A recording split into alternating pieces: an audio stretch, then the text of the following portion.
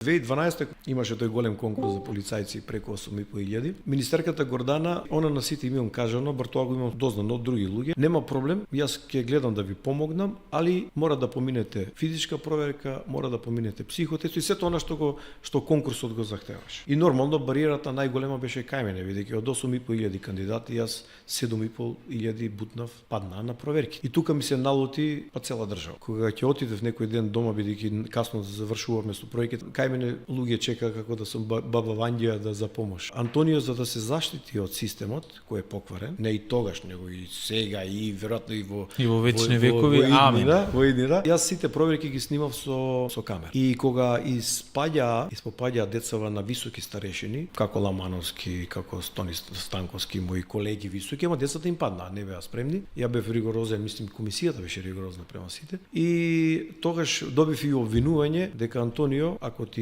ги пише резултатите дека си поминал, има тарифа од 200 евра. И тоа ми го соопшти од МВР, да. Јас цел хард диск од проверките им го дадов, месец дена го чува и само ми го вратија. Али знаете како, висок функционер у МВР, твоето дете паднало, значи едноставно не можеш да го преболиш. Така да имаш и такви ситуации, али ја останав. А би понудија некогаш 200 евра,